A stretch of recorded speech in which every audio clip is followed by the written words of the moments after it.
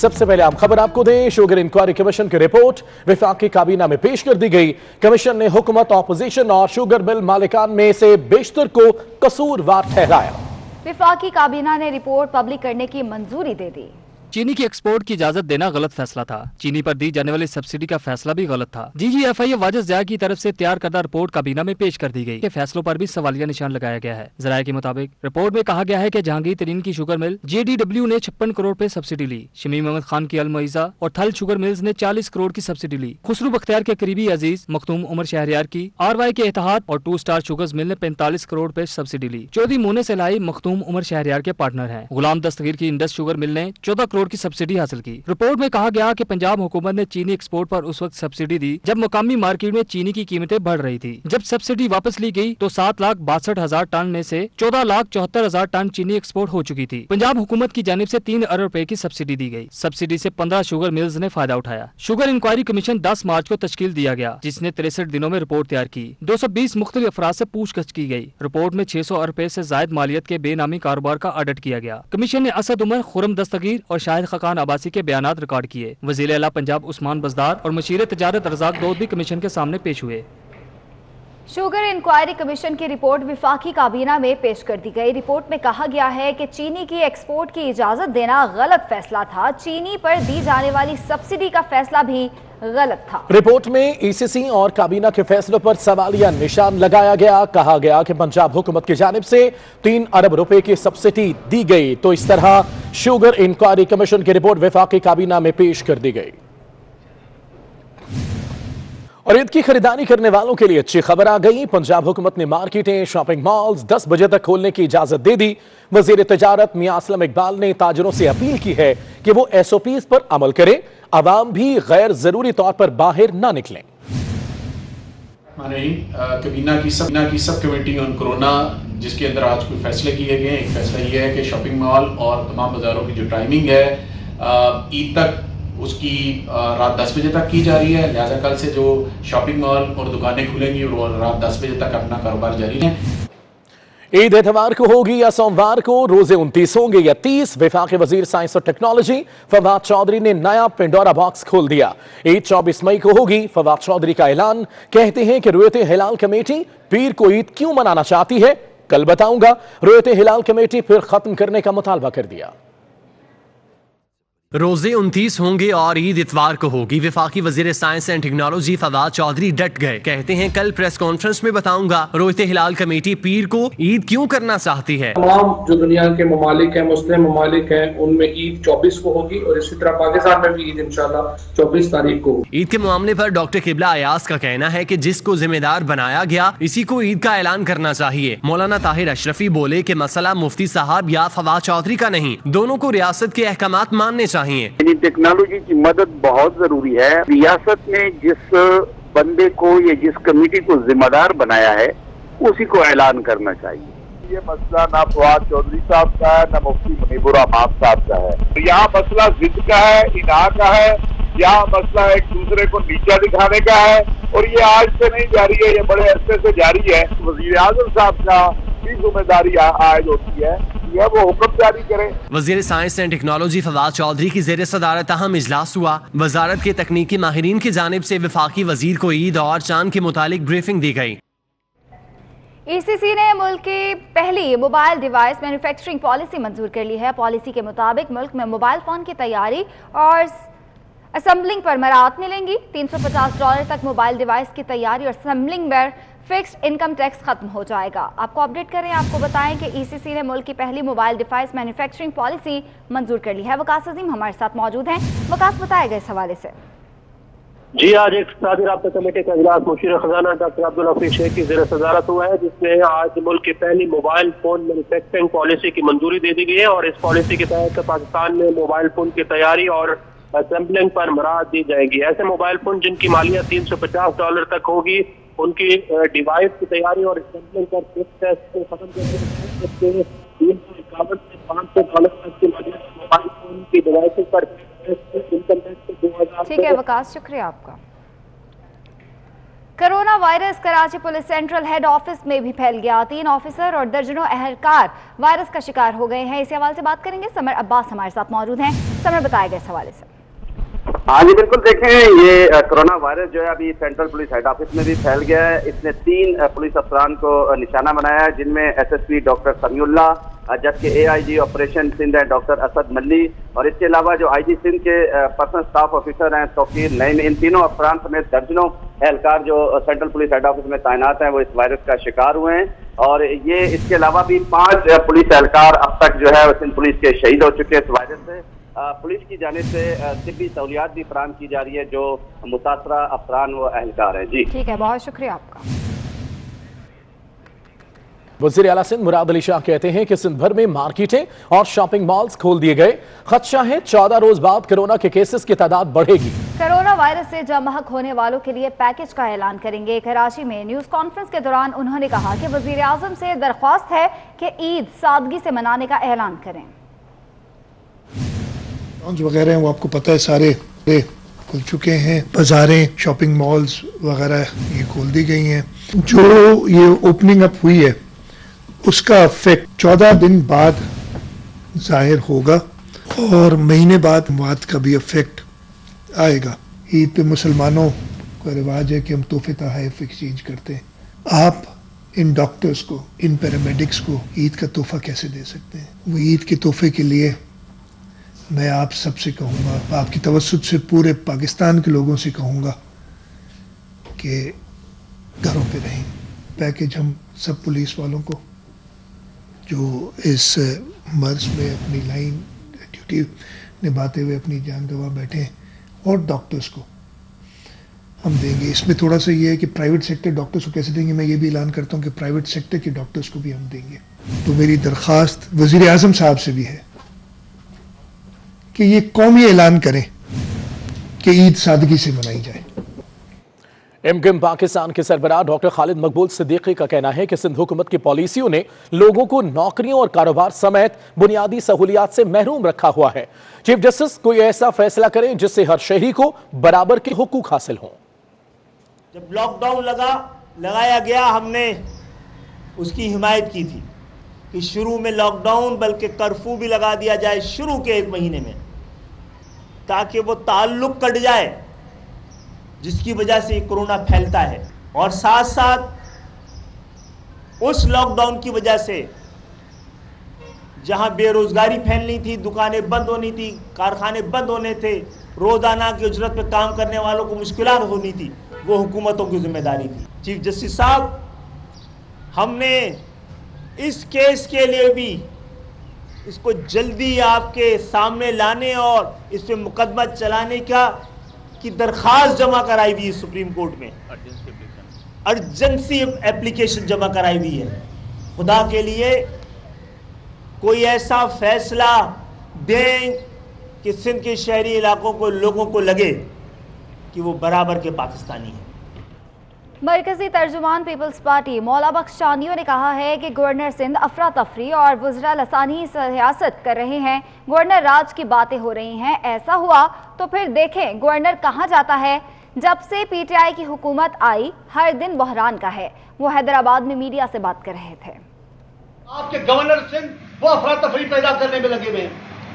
आप तशद्दुद के रास्ते पे चल निकले हो। आपके वज़रा लसानी सियासत कर रहे हैं। आपकी पूरी हुकूमत एमक्यू का मुतबादिल बनना चाहती है और कुछ नहीं चाहती। ये गवर्नर राज की बातें करके तो देखें ना भाई, आ तो जाएं। फिर ये गवर्नर राज कहां जाएगा वो आपको भी पता है। भाई मेरे दोस्त शेख रशीद साहब कह रहे हैं जब तक वजीर आज़म इमरान खान साहब हैं तब तक पंजाब के वजीर आला से कोई पूछने वाला नहीं है, जो चाहे कर दे। ये आप वज़ीर आज़म साहब, ये आपकी तारीफ हो रही है, यहाँ आपकी हकीकत खोली जा रही है। गवर्नर पंजाब चौधरी सरवर का कहना है कि पूरी दुनिया में पाकिस्तान के फिजिशियंस का डंका बजता है। लाहौर में तकरीब से खिताब करते हुए उन्होंने किंग एडवर्ड मेडिकल यूनिवर्सिटी के vice chancellor professor Khalid Masood Gondal के काम को खूब सराहा। बोले टेलीमेडिसिन सेंटर की बैरून मुल्क बहुत तारीफ की जा रही है। प्रोफेसर खालिद मसूद गोंदल बहुत मेहनत के साथ टेलीमेडिसिन सेंटर चला रहे हैं। प्रोफेसर खालिद मसूद गोंदल की खिदमात को खिराज तहसीन पेश करते हैं।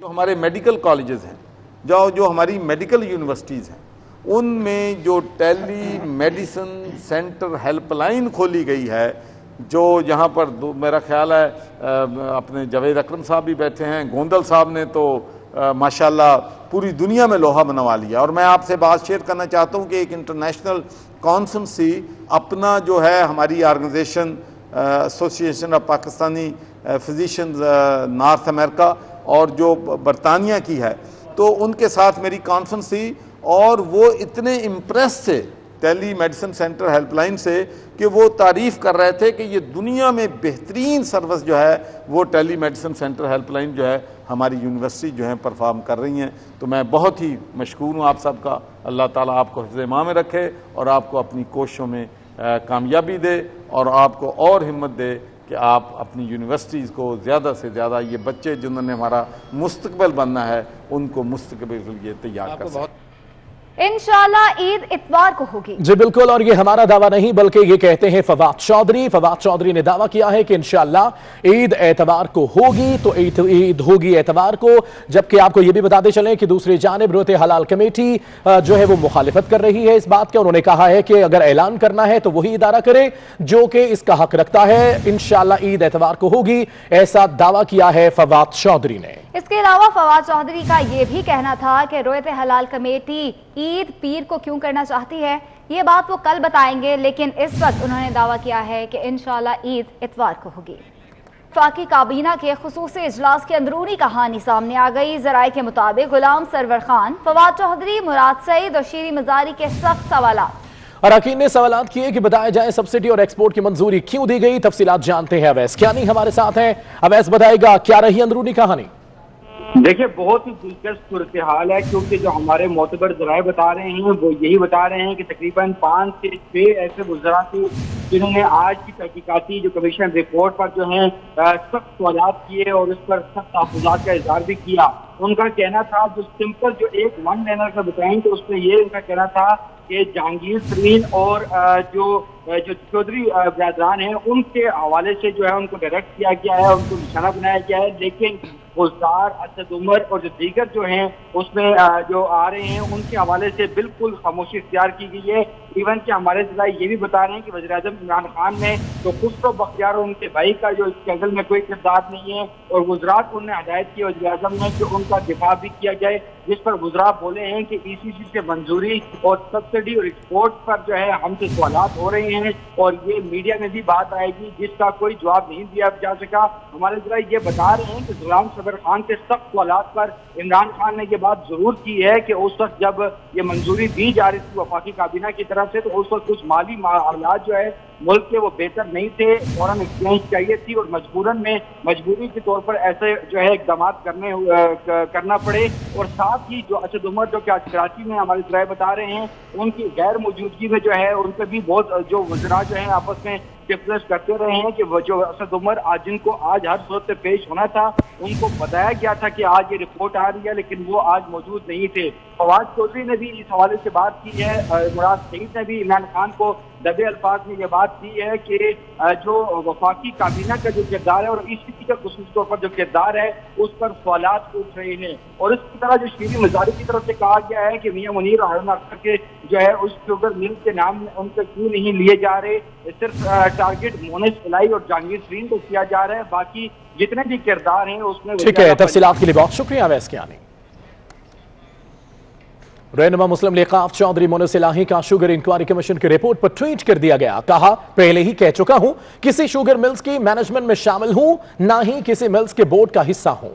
سٹا اور چینی کی قیمتوں میں ساز باز سے جوڑ توڑ روکنے کے لیے قانون ساز کی کمیشن کی سفارشات کی حمایت کرتا ہوں. رہنما مسلم لیگ چودھری مونس الہی کا شوگر انکوائری کمیشن کی رپورٹ پر ٹویٹ. کہا پہلے ہی کہہ چکا ہوں کہ کسی شوگر ملز کی مینجمنٹ میں شامل ہوں نہ ہی کسی ملز کے بورڈ کا حصہ ہوں. سٹا اور چینی کی قیمتوں میں ساز باز سے جوڑ توڑ روکنے کے لیے قانون سازی کی کمیشن کی سفارشات کی حمایت کرتا ہوں۔ رہنما مسلم لیگ قاف چودھری مونس الہی کا شوگر انکوائری کمیشن کی رپورٹ پر ٹویٹ کر دیا ہے۔ انہوں نے کہا پہلے ہی کہہ چکا ہوں کسی شوگر مل کے مینجمنٹ میں شامل ہوں نہ ہی کسی ملز کے بورڈ کا حصہ ہوں۔ سٹا اور چینی کی قیمتوں میں ساز باز سے جوڑ توڑ روکنے کے لیے قانون سازی کی کمیشن کی سفارشات کی حمایت کرتا ہوں۔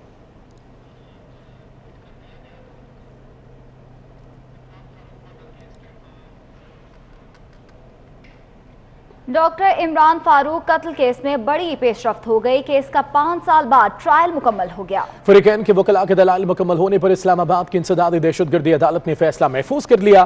فیصلہ 18 جون کو سنایا جائے گا۔ ڈاکٹر عمران فاروق قتل کیس کے فیصلے کی گھڑی قریب آ گئی۔ 5 سال بعد ٹرائل مکمل ہو گیا۔ عدالت نے فریقین کے وکلاء کے دلائل مکمل ہونے پر فیصلہ محفوظ کر لیا۔ کیس کی سماعت انسداد دہشت گردی عدالت کے جج شاہ رخ ارجمند نے کی۔ دوران سماعت FIA پروسیکیوٹر خواجہ امتیاز نے موقف اپنایا کہ اشتہاری ملزم بانی متحدہ اور انور حسین کے خلاف ٹھوس شواہد موجود ہیں۔ ملزم جرم کے مرتکب ہوئے، قانون کے مطابق قرار واقعی سزا دی جائے۔ ملزمان کا تعلق بھی MQM سے تھا۔ بانی متحدہ کی پاکستان میں منقولہ اور غیر منقولہ جائیداد باغ کے سرکار ضبط کرنے کی استدعا کی گئی۔ خواجہ امتیاز کا کہنا تھا کہ قانون کے مطابق پاکستان میں کیس چلانے کی اجازت ہے۔ ملزمان کو سہولیات پاکستان سے ہی فراہم کی گئی۔ پاکستان نے برطانوی حکومت کو یقین دلایا کہ جرم ثابت ہونے کی صورت میں ملزمان کو سزائے موت نہیں دی جائے گی۔ احتشام کیانی 24 نیوز اسلام آباد۔ کراچی شاہراہ نور جہاں تھانے سے گرفتار ملزم اویس کی نشاندہی پر لاش برآمد کر لی گئی۔ لاش سرجانی تیسر ٹاؤن ندی میں بیگ سے ملی۔ ادھر مہران ٹاؤن سے اغوا ہونے والا نوجوان شاہ فیصل میں گھر کے باہر سے زخمی حالت میں ملا۔ مقتول کو گلا دبا کر قتل کرنے کے بعد بیگ میں ڈال دیا گیا۔ پولیس کا کہنا ہے کہ کراچی شاہراہ نور جہاں تھانے سے گرفتار ملزم اویس کی نشاندہی پر لاش برآمد کی گئی ہے۔ ملزم اویس اور مقتول سید فرحت آپس میں رشتہ دار تھے۔ مقتول پیشے سے وکیل ہیں اور لاپتہ ہونے کا مقدمہ چند روز قبل شاہراہ نور جہاں تھانے میں درج کیا گیا تھا۔ کورنگی مہران ٹاؤن سے اغوا ہونے والا نوجوان شاہ فیصل ملت ٹاؤن میں گھر کے باہر سے زخمی و بے ہوشی کی حالت میں ملا۔ نوجوان کی والد عاشق حسین کے مطابق 17 سالہ احمد رضا 17 مارچ 2020 کو کورنگی مہران ٹاؤن میں پڑوسیوں سے جھگڑنے کے بعد لاپتہ ہوا تھا۔ الفلاح پولیس نے میڈیکل لیگل کیس کے لیے لیٹر دینے سے انکار کر دیا۔ عاشق حسین کا کہنا ہے کہ میرا بیٹا جنا اسپتال میں موت و زندگی کی کشمکش میں پڑا ہوا ہے، لیکن پولیس اب بھی کوئی کارروائی نہیں کر رہی۔ جاوید قائم خانی 24 نیوز کراچی۔ کراچی کے علاقے ڈیفنس خیابان بخاری کے قریب گھر میں میاں بیوی کو سابق ملازم نے گلا کاٹ کر قتل کر ڈالا۔ میلنر زخمی ہو گیا۔ پولیس نے ملزم کو فرار ہونے سے پہلے ہی گرفتار کر لیا۔ ملزم نواز مقتولین کے گھر 1.5 سال پہلے ملازم تھا۔ کراچی کے علاقے ڈیفنس خیابان بخاری کے قریب گھر میں دوہرے قتل کی واردات سامنے آئی ہے۔ معمر میاں بیوی کو سابقہ ملازم نے گلا کاٹ کر قتل کیا۔ SSP ساؤتھ کے مطابق دونوں کو تیز دھار آلے کی مدد سے قتل کیا گیا۔ گھر میں مقتول میاں بیوی کے ساتھ ان کی ایک بیٹی بھی رہتی تھی، جبکہ واردات کے وقت ایک میل نرس بھی گھر میں موجود تھا۔ SSP شیراز نذیر کا کہنا تھا کہ گھر کا سابق ملازم نواز گھر میں ڈکیتی کی نیت سے داخل ہوا۔ ملزم کو گرفتار کر کے اس کے قبضے سے لوٹا ہوا سامان بھی برآمد کر لیا گیا ہے۔ زخمی کو انہوں نے پہلے شفٹ کیا ہاسپٹل کی طرف۔ جب گھر کا سرچ کیا تو وہاں پہ ایک بندہ ملا جس کے پاس ایک پسٹل، ایک خنجر اور کچھ زیورات اور 2 گھڑیاں ملی ہیں۔ تو وہ بظاہر یہی ہو رہا ہے کہ وہ اس نے ڈکیتی کی نیت سے یہاں پہ داخل ہوا ہے۔ اس نے لوگوں کو قتل کیا، ان کا سامان وغیرہ لوٹ کے فرار ہونے کی کوشش کر رہا تو پکڑا گیا۔ پولیس کے مطابق واردات کے وقت گھر میں 85 سالہ جاوید، اس کی 80 سالہ اہلیہ سلمہ، ان کی ایک بیٹی اور ایک میل نرس فاروق